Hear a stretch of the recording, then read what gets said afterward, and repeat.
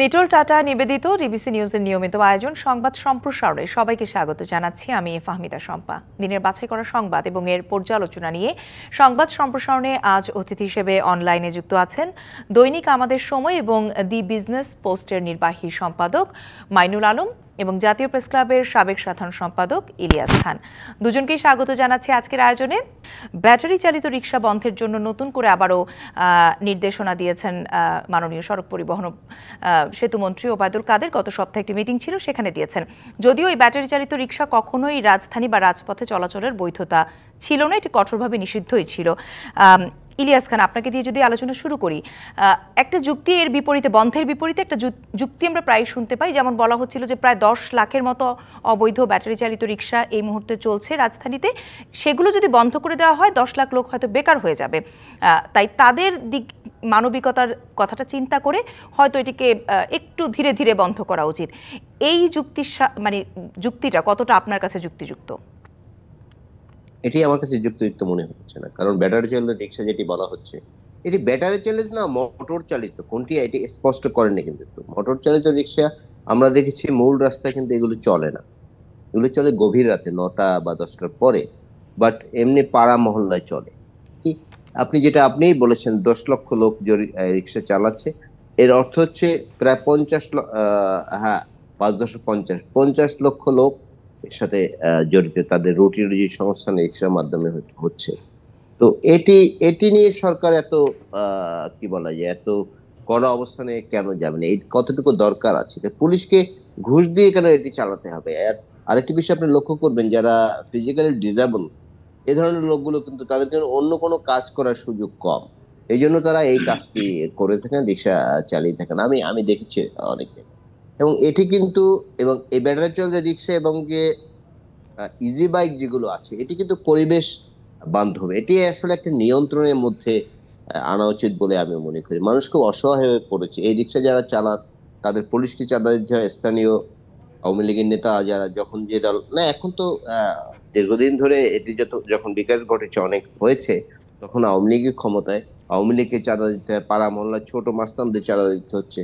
তো অত্যন্ত অসহায় অবস্থা আছে বলে আমি মনে করি। এটি বন্ধ করার কোনো দরকার আছে বলে আমি মনে করি না, বাট এটি নিয়ন্ত্রণ করা উচিত। এটি যাতে রাজপথে না চলতে পারে, বড় রাস্তায় না চলতে পারে, যেখানে বেশি গাড়ি ঘোড়ার সমাগম সেখানে যাতে না চলতে পারে, সেই ব্যবস্থা করা উচিত বলে আমি মনে করি। এটি নিয়ন্ত্রণে আনা উচিত এবং সুষ্ঠু নিয়ন্ত্রণে যদি এটি আনা হয়, যদিও সরকার কতটুকু পারবে সেই প্রশ্ন রয়েছে। কারণ আমরা জানি এখন যে সিএনজি চলে, বাংলাদেশে সিএনজি গুলো চলে, এটি কিন্তু একসময় মিটারে চলতো, বাট এখন কিন্তু একটি সিএনজিও মিটারে চলে না। আর এ নিয়ে তাদের কোনো জবাবদিহিও নেই, যার কাছে যেভাবে পারা ভাড়া আদায় করছে। এটি তো হওয়া উচিত না, আমি মনে করি সরকার। এখানে দুটো বিষয় আপনি এনেছেন। একটি হচ্ছে যে হ্যাঁ, আমরা বিভিন্ন সোসাইটি, হাউজিং সোসাইটিগুলোতে দেখি, যেমন ইয়েতেও আছে, গুলশানের পাশে যে নিকেতন, এখানেও আছে, যারা প্রতিবন্ধী, তাদের জন্য হয়তো ব্যাটারি যেহেতু প্যাডেল চালিত রিক্সাগুলো তাদের জন্য কষ্টকর হয়ে থাকে। কিন্তু আমরা এও দেখেছি যে প্রতিবন্ধী নয় এমন ব্যক্তিও কিন্তু ঘুষ বলি বা চাঁদাবাজি বলি বা যেটাই বলি না কেন, সেগুলো দিয়ে সুস্থ স্বাভাবিক সবল মানুষও এই ব্যাটারি চালিত রিক্সা বা মোটর চালিত রিক্সাগুলো আমরা ব্যবহার করতে তাদেরকে দেখেছি। আরেকটি বিষয় হচ্ছে 10 লাখের যে পরিসংখ্যানটা বলা হচ্ছে, আমি এই বিষয়ে একটু মাইনুল আলম আপনার কাছে জানতে চাইব। ওই 10 লাখ, হয়তো আমার শহরের ক্যাপাসিটি আছে 10,000, সেটি যদি 10 লাখে পৌঁছে যায়, এবং যেটি বলছিলেন যে হয়তো রাতে বা আগে হয়তো এটি চলতো, কিন্তু বিগত কয়েক মাসে অন্ততপক্ষে আমি আমার ব্যক্তিগত পর্যবেক্ষণে বলতে পারি যে এই ব্যাটারি বা মোটর চালিত রিক্সাগুলোর দৌরাত্ম্য অনেক বা সংখ্যা অনেক বেড়ে গিয়েছে। আপনার কাছে কি মনে হয়? না, এটা এই যে 10 লাখ বলা হচ্ছে, এটা সূত্র হয়তো সিটি কর্পোরেশন থেকে এসছে কিংবা ট্রাফিক পুলিশের থেকে এসছে, এটা ধারণা ভিত্তিক। এটার কোনো পরিসংখ্যান, হিসাব, তথ্য কারো কাছে নাই, কোনো কর্তৃপক্ষের কাছেও নেই, সুতরাং সাংবাদিকদের কাছেও নেই। তবে আমরা ব্যাপক সংখ্যক ব্যাটারি চালিত রিক্সা দেখছি বিভিন্ন স্থানে, এবং প্রায় পুরো ঢাকা রাজধানী শহর জুড়ে আছে। একসময় মাফ করবেন, একসময় আপনারা দেখতাম যে রাত 10টার পরে রিক্সা প্রধান সড়কগুলোতে চলতো, 10টার পরে ভিআইপি রোড যেখানে রিক্সা চলার কথা না, 10টা পরে চলতো। এখন 10টার এই নিয়মটা মানা হয় না। ট্রাফিক পুলিশ, আনসার যারা রাস্তায় মোড়ে মোড়ে ডিউটি করে, ট্রাফিক নিয়ন্ত্রণ করে এবং বা চেকপোস্টে কাজ করে, দায়িত্ব পালন করে, তারা এই বিষয়টা দেখেন, অনেক সময় ছেড়ে দেন। এর মধ্যে দেখা যায় যে ব্যাটারি চালিত রিক্সাগুলো কিছু নিম্ন এলাকায় চলাচল করতো, গলিতে, নিম্ন এলাকায়। এবং এটা কারা? এটা হলো শারীরিকভাবে যারা অক্ষম, অসুস্থ কিংবা ফিজিক্যালি ডিসেবল, প্রতিবন্ধী, এদের জন্য এই সুযোগটা দেওয়া হয়েছে। এরা কিছুটা নিজস্ব এলাকা, সীমিত গণ্ডি, সীমিত এলাকার মধ্যে 1-2 কিলোমিটারের মধ্যে এরা চলাচল করবে, কিন্তু পুরো শহর জুড়ে। এই যে আপনি মতিঝিল থেকে, সিদ্ধেশ্বরী থেকে এরা চলে যাবে মোহাম্মদপুর, পুরো যাচ্ছে, ভিআইপি রোড দিয়ে যাচ্ছে, যে দ্রুত গতিতে যাচ্ছে। কারণ বাজারকে ঘিরে এক ধরনের হাজার হাজার ব্যাটারি রিক্সা প্রতিদিন দেখা যায় দিনে রাতে। সন্ধ্যার পরে উপদ্রব আরো বেড়ে যায়। উপদ্রব বলছি এই কারণে, এই ব্যাটারি চালিত রিক্সাগুলো রাজপথ ক্রসিং, জেব্রা ক্রসিং কিংবা এই যে ক্রসিং ইন্টারসেকশন পার হয়ে এক প্রান্ত থেকে আরেক প্রান্তে চলে যাচ্ছে। এটা যে ক্ষতিকর দিক, এগুলো আগে ভাবা দরকার। এবং নির্দেশ দেওয়া হয়েছে, যোগাযোগ মন্ত্রী নির্দেশ দিয়েছেন, এটা ঠিক আছে, এটা দায়িত্ব পালন করবেন mainly traffic police, city corporation. এখানে একটা সমন্বিত ব্যবস্থা থাকা দরকার, কিন্তু সেটা নাই, কিন্তু চলছে, নির্বিচারে চলছে। এই ব্যাটারি চালিত রিক্সাগুলো ঢাকায় যারা আছে, সারা দেশে যারা আছে, এরা অবৈধভাবে বিদ্যুৎ সংযোগ দিচ্ছে। এরা সারা রাত হয়তো 8 ঘন্টা 10 ঘন্টা রিক্সা চালিয়ে সারা রাত বিদ্যুতের একটা চার্জ দিচ্ছে, এবং এতে কিন্তু ব্যাপক, আমি ঠিক বলতে পারবো না, প্রায় আলোচনা হয় বিরাট সংখ্যক বিদ্যুৎ এরা খরচ করছে চার্জের বাবদে। এটা অপচয়, এবং এটা অবৈধ সংযোগ থেকেই নেয়। বস্তি কিংবা নিম্ন আয়ের মানুষের ঘর বাড়ি, আশেপাশে ফ্যাক্টরি, কারখানা, রাস্তার পাশে দোকান, বিভিন্ন জায়গা থেকে দিচ্ছে। তো এটা বহুমুখী সামাজিক এবং সমস্যা তো আছে, এবং অনিয়মের ব্যাপার তো আছে। তার উপর যেভাবে যে দ্রুত গতিতে এই ব্যাটারিতে একটা রিক্সায় আমি নিজেও চলে দেখেছি, এটা ভীতিকর অবস্থা। নারী কিংবা স্কুল শিক্ষার্থী কিংবা শিশুকে নিয়ে মা যাচ্ছে, বাবা যাচ্ছে ব্যাটারি চালিত রিক্সায়, দ্রুত যাচ্ছে, কিন্তু একটু যদি অসতর্কতা হয়, ওই যে চালকটা যিনি শারীরিকভাবে অক্ষম, তিনি যদি হন, তাহলে তো ব্যাপক দুর্ঘটনা হবে। এবং এই যে দুর্ঘটনা কারণে ঢাকার বাইরে মহাসড়কেও কিন্তু একই কারণে গতির একটি পার্থক্য বা খুব দ্রুত যায়, হালকা যান দুর্ঘটনার বেশি ঝুঁকি থাকে বলেই কিন্তু মহাসড়কও নিষিদ্ধ। রিক্সা যদি গলি থেকে, নিয়ম হচ্ছে গলির ভিতরে, মহল্লার ভিতরে সীমিত এলাকায় চলাচল করবে। এরা ইন্টারসেকশন পার হয়ে চলে যাচ্ছে এক প্রান্ত থেকে আরেক প্রান্তে। কি ভয়াবহ অবস্থা! না, সেটার জন্যই তো যে স্টিকার বাণিজ্যের যে আমরা প্রতিবেদনে দেখলাম যে নির্ধারিত একটি ফিয়ের বিনিময়ে, টাকার বিনিময়ে একটি স্টিকার পাওয়া যাচ্ছে, যেটি দিয়ে তারা যে কোনো জায়গায় যে কোনো খানে যেতে পারছে। সেইগুলো কে করছে? কে তাদের সহযোগিতা করছে? এই অশুভ অসাধু কাজটা কে করছে? যেখানে নিশ্চয়ই দণ্ডায়মান দায়িত্বপ্রাপ্ত পুলিশ। জি, আমি ইলিয়াস খানের সংযোগটি হারিয়ে ফেলেছিলাম। করতে হবে এবং নিয়ন্ত্রণ করতে হবে। জি, নিয়ন্ত্রণের কথা আপনারা দুজনেই বলেছেন। আমি ইলিয়াস খানের কাছে শুধু, তখন যেহেতু কথাটি সম্পূর্ণ হয়নি তাই শুনতে আসতে চাই, নিয়ন্ত্রণের পাশাপাশি এই যে শুধুমাত্র কি অনিয়ন্ত্রণ বা চাঁদাবাজি বলি বা যাই বলি না কেন, বেআইনিভাবে চলাচলের যে পথটাকে সুগম করে দেওয়া হচ্ছে, সেটার জন্য কি শুধুই পুলিশ দায়ী, না আরো কেউ দায়ী? না, এটা তো আমি আগেই বলেছি যে রাজনৈতিক শক্তি এখানে দায়ী, পাড়ার মাস্তানরা দায়ী, তারপর ধরুন ছোট ছোট রাজনৈতিক নেতা আছে তারা দায়ী। বাট ব্যাটারি চালিত রিক্সা নিয়ে আমাদের এত উদ্বেগ কেন? আপনি যে সড়ক, মহাসড়ক বলেছেন, মহাসড়ক এগুলো চলতে দেওয়া উচিত না। বাট এই যে মানুষের যেটি বললেন, অলিতে গলিতে, পাড়া মহল্লা, এগুলো কিন্তু চলতে পারে। বাট কারণ এটি হচ্ছে পরিবেশ বান্ধব, কিন্তু এটি দিয়ে আপনার কোনো পরিবেশের কোনো খুব বেশি ক্ষতি কিন্তু হচ্ছে না। সুতরাং সেক্ষেত্রে এগুলোর বা লাইসেন্স দিয়ে বা ভালোভাবে ব্যবস্থা করে, ভালো ম্যানেজমেন্ট দিয়ে এটি চালানো যেতে পারে। কারণ এটির মাধ্যমে অনেক লোকের কর্মসংস্থান হচ্ছে, আমরা কিন্তু তাদের বিকল্প কর্মসংস্থান দিতে পারছি না। আপনি চিন্তা করুন, এই গরমে একজন মানুষ যারা এমনি রিক্সা চালায়, এটি কিন্তু খুব কষ্টকর, এটি কিন্তু ভাবা যায় না। কিন্তু ব্যাটারি চালিত রিক্সা চালানো কিন্তু আরামদায়ক, এবং বসা কিন্তু খুব বেশি যে আরামদায়ক না তা কিন্তু না। কিন্তু ওই যে প্রশ্নটা আসলে সেখানেই রয়ে যাচ্ছে, যেখানে আপনারা দুজনেই বললেন যে সংখ্যাটা নিয়ন্ত্রণ করা, পাশাপাশি এটি কখনো কখনো যে পাড়া মহল্লার সীমার যেখানে, মানে তার গণ্ডি যেখানে, তার বাইরেও আসলে চলে আসে এবং এসে দুর্ঘটনার একটা ঝুঁকি তৈরি করে বলেই হয়তো। জি, সেটি যাতে না পারে সেই ব্যবস্থা করা উচিত। আমি আরো আলোচনা, জি, সেই সুপারিশই কিন্তু আপনারা দুজনেই করেছেন। ডিবিসির একটি ধারাবাহিক অনুসন্ধানী প্রতিবেদন ছিল, জুজুৎসু ক্রীড়া অ্যাসোসিয়েশনের যিনি সাধারণ সম্পাদক নিউটন, তিনি এই অনুসন্ধানে তার যে ভয়াবহ নির্যাতনের, নারী ক্রীড়াবিদ যারা আছেন, যৌন নির্যাতন, মানসিক শারীরিক কোনো ধরনের নির্যাতনই আসলে তিনি বাদ রাখেননি। তিনি আজকে র্যাব 12 তাকে গ্রেপ্তার করেছে সহযোগী সহ। এই যে তার কর্মকাণ্ডটি অনুসন্ধানের ফলে বের হয়ে আসলো, পুরো ক্রীড়াঙ্গনে এটির কি প্রভাব পড়তে যাচ্ছে? এটা দেখুন, নিউটন সহ দুজনকে গ্রেপ্তার করেছে আজকে, এটা একটা স্বস্তির খবর। কারণ বিবিসির রিপোর্টগুলো আমি দেখেছি, অনুসন্ধানের রিপোর্ট এবং নাড়া দেয়া রিপোর্ট, এবং এর ফলে কর্তৃপক্ষ ব্যবস্থা নিয়েছে এবং কর্তৃপক্ষের দৃষ্টিতে আসছে। আরো কয়েকটি গণমাধ্যম ডিবিসি রিপোর্টের পর ফলো করেছে, নিজেরা রিপোর্ট করেছে, কিন্তু ডিবিসির ফলেই মূলত ঘটনাটা উন্মোচিত হয়ে আসছে। এই জন্য ডিবিসি কে ধন্যবাদ। ব্যাপারটা হচ্ছে যে এই ধরনের ব্যক্তি এই ক্রীড়াঙ্গন কিংবা এসবের আড়ালে কি করছে, সামাজিক অপরাধ, রাজনৈতিক অপরাধ, বিভিন্ন ধরনের অপরাধ কর্মকাণ্ডে জড়িত, তার যে জীবন ধারণ, তার যে কর্মকাণ্ড, বিভিন্ন মুখী কর্মকাণ্ড, এগুলো বলার অপেক্ষা রাখে না। এবং তার যে নারী কেলেঙ্কারি সহ বিভিন্ন বিষয় উদ্ঘাটিত হয়েছে আপনাদের রিপোর্টিং এর মাধ্যমে। এবং আজকে যে স্বস্তির খবরটি যে, এবং প্রেস ব্রিফিং এর র্যাবের পক্ষ থেকে মুখপাত্র বলেছেন যে তার এই কর্মকাণ্ড কিভাবে চলতো এবং ব্যবস্থা নেওয়া হয়েছে। দুজন সহযোগী সহ গ্রেপ্তার হয়েছে।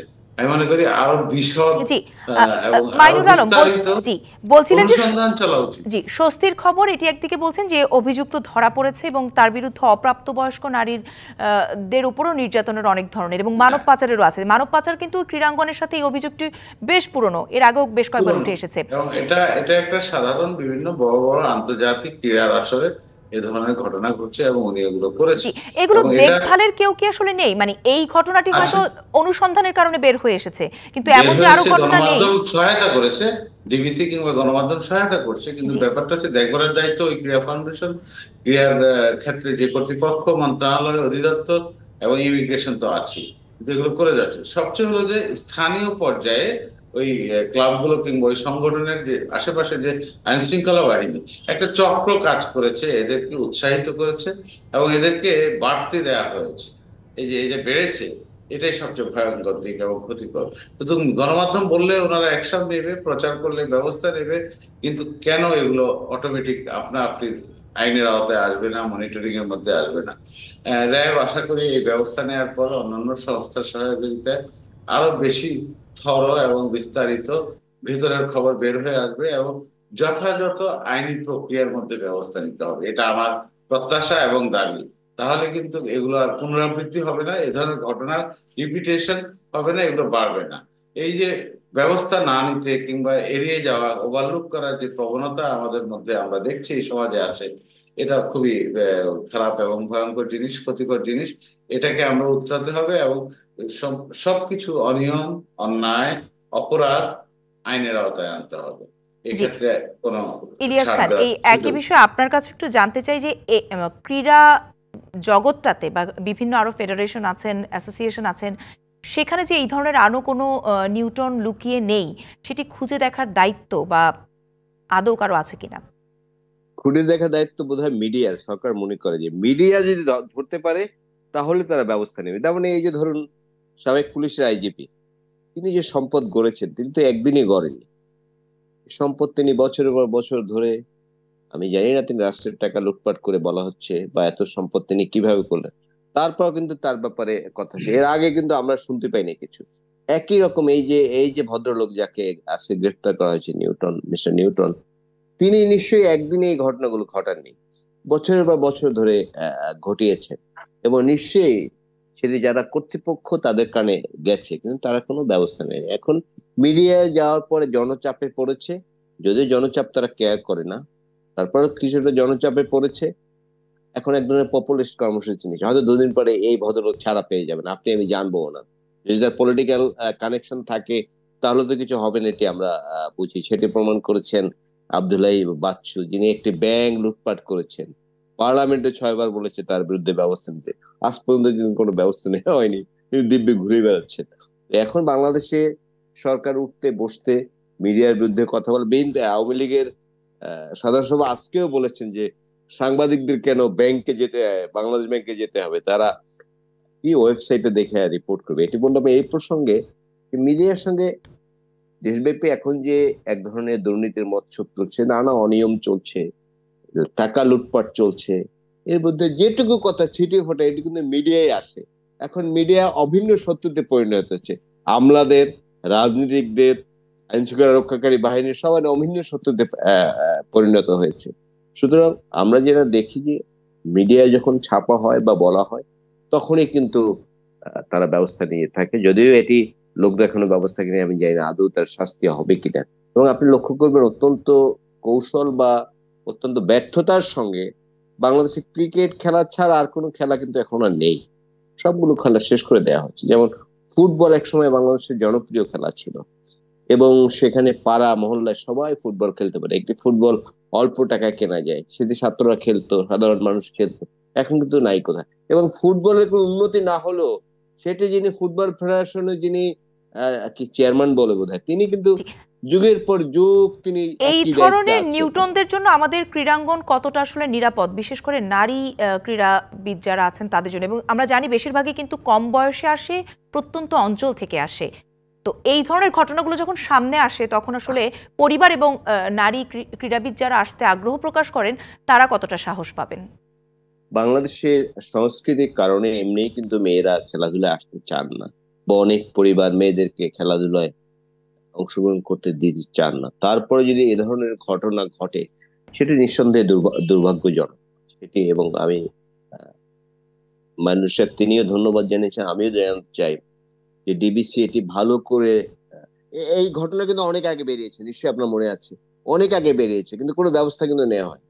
ডিবিসি পরপর 3টা রিপোর্ট করার কারণে সরকার এক ধরনের চাপ অনুভব করেছে, বা না করলেও তারা কি বলে জনগণকে তুষ্ট করার জন্য এই ব্যক্তিকে গ্রেপ্তার করেছে। এটা তাও তাকে গ্রেপ্তার করেছে, এই জন্য আমি ধন্যবাদ জানাতে চাই ডিবিসি কে, যে ডিবিসি রিপোর্টে তুলে ধরেছে। সো আপনি যে কথা বলছিলেন, হ্যাঁ এই সংকট তো আমাদের আছে। বিশ্ববিদ্যালয়ের শিক্ষকরা ছাত্রীরা নিগৃহীত হচ্ছে। আমি নিশ্চয়ই আপনার মাঝে মাঝে চোখে পড়ে, আমাদের পত্রিকান্তরে আমরা দেখি বিভিন্ন শিক্ষকের বিরুদ্ধে শাস্তিমূলক ব্যবস্থা নেওয়া হচ্ছে। কিন্তু তারপরে কিন্তু এই ঘটনা রিপিটেডলি ঘটে তবে যাচ্ছে। যেমন ইলিয়াস খান, এখানে কিন্তু একটি ভালো ইতিবাচক দিক আরেকটি যুক্ত করতে চাইবো আমি, সেটি হচ্ছে মেয়েদের বয়স কম হলেও এই জুজুৎসুর সঙ্গে যারা নিপীড়িত হয়েছেন তারা কিন্তু অবশেষে মিডিয়ার সাথে কথা বলেছে, পুলিশের কাছে শেষ পর্যন্ত বলেছে। এই ধরনের যদি আরো নিপীড়িত কেউ থেকে থাকে সাহস করে কিন্তু তাদের বলতে হবে, তাহলে হয়তো এই নিপীড়কদের দৌরাত্ম্য বন্ধ হবে। আমি আরেকটি, এসব প্রতিষ্ঠানে এমন একটি ভয়ের সংস্কৃতি গড়ে তোলা হয় এসব প্রতিষ্ঠানে যে মেয়েরা কিছু বলতে সাহস পায় না। এখন একজন সাহস করে যখন বলেছে তো তখন অন্যরাও এগিয়ে এসছে। এলজিআরডি মন্ত্রণালয় থেকে একটি পরিপত্র জারি করা হয়েছে যেখানে বলা হয়েছে ইউপি চেয়ারম্যানদেরকেও সরকারি অফিসের যারা কর্মকর্তা তাদের মতোই অফিস করবার এক ধরনের নির্দেশনা দেওয়া হয়েছে, এবং যদি কোনো কারণে এলাকা ছাড়ে সেটি ইউএনওকে অথবা জেলা প্রশাসককে বলে তারপরে যাওয়ার জন্য। এতে করে আসলে স্থানীয় প্রশাসন এবং স্থানীয় জনপ্রতিনিধিদের মধ্যে সম্পর্ক আরো দৃঢ় হবে, না দূরত্ব কিছুটা আরো বাড়বে? হ্যাঁ, শুনেন, ইউপি চেয়ারম্যানরা হলো সবচেয়ে তৃণমূল পর্যায়ের জনপ্রতিনিধি, ইউনিয়ন পর্যায়ে। এর নিচে আছে ইউপির সদস্য। সুতরাং সবচেয়ে তৃণমূলের নিম্ন স্তরের যখন চেয়ারম্যান কিংবা জনপ্রতিনিধিরা যখন নিয়মিত জনগণের কাছে অ্যাভেলেবেল হন, জনগণ যারা খুঁজে পায় তার দপ্তরে, ইউনিয়ন কাউন্সিল, ইউনিয়ন পরিষদের দপ্তরে যখন তাদেরকে খুঁজে পাবে তখন জনগণের জন্য উপকার হবে, সেবা দিতে এবং সেবা পেতে সুবিধা হবে। এবং এই যে নিয়মটা করা হয়েছে যে নিয়মিত অফিস করতে হবে, শুধু ইউপি চেয়ারম্যান কেন, উপজেলা চেয়ারম্যানের ক্ষেত্রে এই কথা প্রযোজ্য হওয়া উচিত বলে আমি ব্যক্তিগতভাবে মনে করি। এবং ইউপি চেয়ারম্যানরা যদি অফিস করে, ওনারা বিভিন্ন সামাজিক কাজে জড়িত, রাজনৈতিক কাজে জড়িত, ব্যবসায়িক কাজেও কেউ কেউ জড়িত থাকতে পারে, কিন্তু নিজের যে দপ্তর, যে প্রতিষ্ঠানের জন্য উনি প্রধান নির্বাচিত হয়েছেন, জনগণ সরাসরি ভোট দিচ্ছেন, সবচেয়ে বড় কথা হলো সবচেয়ে তৃণমূল পর্যায়ের যে লেয়ার, স্থানীয় সরকারের যে লেয়ারে ওনারা যদি সেবা দেওয়ার জন্য মনস্থির করেন তাহলে তাদেরকে অফিসে থাকতে হবে। ঘুরে ফিরে কর্মসূচি থাকে, সরকারি কর্মসূচি থাকবে, বাজারে যাবে, মসজিদে যাবে, সালিশ করবে, বিভিন্ন উন্নয়ন কাজ দেখবে, দেখাশোনা করবে, মনিটরিং করবে। সবচেয়ে বড় কাজ হচ্ছে উন্নয়ন কাজ দেখা এবং সালিশ করা। মানে আরবিট্রেশন প্রসেসে আউট অফ কোর্ট সেটেলমেন্টের অনেক ডিসপিউট ইউপি চেয়ারম্যান তার ইউনিয়নের গ্রামবাসীর মানুষের মধ্যে দ্বন্দ্ব, বিশেষ করে পারিবারিক সমস্যা, সম্পত্তি নিয়ে সমস্যা, ব্যবসায়িক সমস্যা, দ্বন্দ্ব বিরোধ নিরসন করতে পারে, করা উচিত এবং অনেকে করে থাকে। একটা বড় সংখ্যক কাজ হয়ে থাকে, কিন্তু তাকে অফিসে থাকতে হবে। উনি জনগণের কাছে সহজলভ্য কিংবা জনগণ যাতে খুঁজে পায়। এখন অনেক ইউপি চেয়ারম্যান ঢাকায় থাকে, আমি দেখি অনেক উপজেলা জেলায় থাকে, উপজেলায় আসে। সুতরাং তাদের যদি নিয়মিত একটা সময় থাকে মানুষের সাথে সাক্ষাৎ দেওয়ার, আর বাড়িতে বসে এই কাজটা হয় না, দপ্তরের কাজ। ইউপি চেয়ারম্যান মানুষকে জন্ম সনদ দেয়, মৃত্যু সনদ দেয়, নাগরিকত্ব সার্টিফিকেট দেয়, অনেক কাজ। ওখানে একজন সচিব আছে, সরকার প্রকল্পের অধীনে তাদেরকে জন্ম মৃত্যু সনদ এ ধরনের সেবাগুলো দেয়া থাকে। ওয়ান স্টপ সার্ভিস, ওখানে কম্পিউটারাইজ একটা সিস্টেম ডাটাবেস তৈরি করা হয়েছে, ন্যাশনাল সার্ভারের সাথে তাদেরকে সংযুক্ত করা হয়েছে, আমি জানি। এবং রাজধানীর যে ওয়ার্ড কাউন্সিলররাও একইভাবে সংযুক্ত করা হয়েছে। জি সুতরাং এগুলো সেবাগুলো জি জনগণকে দিতে এখানে হবে। একটি মাত্র জি মাঝখানে আরেকটি, যারা এই স্থানীয় সরকার বিশেষজ্ঞরা আছেন তারা আবার আরেকটি দিকে প্রসঙ্গ তুলেছেন যে সরকারি কর্মকর্তাদের মতো তো আসলে এই ইউপি সদস্য বা চেয়ারম্যান যারা আছেন তারা সেই বেতন ভাতাটা পান না, তাহলে তারা কেন আসলে 9টা 5টা অফিস করবেন? সেই যুক্তিটাও ওনারা কিন্তু অনেকে বেতন দাঁড় পান না, করান। ভাতা পান।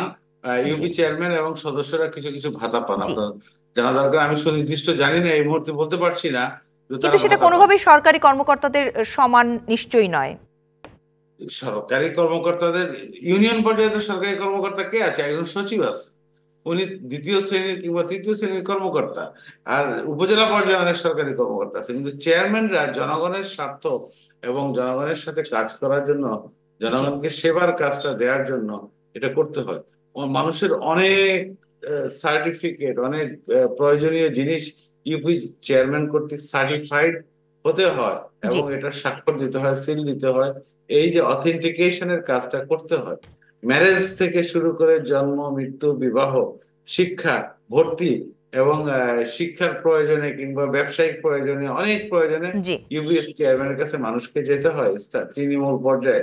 তো এটা তাকে দিতে হবে। জি এবং অনেকে কোন আজকে কোন জায়গাগুলো থেকে আসলে এই ইউপি চেয়ারম্যানদের কাছ থেকে স্থানীয় মানুষজন সেবা নিয়ে থাকেন সেই জায়গাগুলো, এবং তার প্রেক্ষিতে তার যে আসলে তার জেলা মানে অবস্থানে ইউনিয়নে থাকাটা কতটা জরুরি সেটা বলছিলেন। আমি বাকিটা ইলিয়াস খানের কাছ থেকে শুনতে চাইবো। সিদ্ধান্তটি কেমন হলো বলে আপনার কাছে মনে হচ্ছে? এটি আমলাদের চাপিয়ে দেওয়ার একটা সিদ্ধান্ত, আমলাদের বুদ্ধিতে দিয়েছে। ইউনিয়ন চেয়ারম্যান বা মেম্বার এর এক ধরনের ভলান্টিয়ার জব। আর আমি এক্সাক্ট ফিগার আমি এই মুহূর্তে বলতে পারছি না।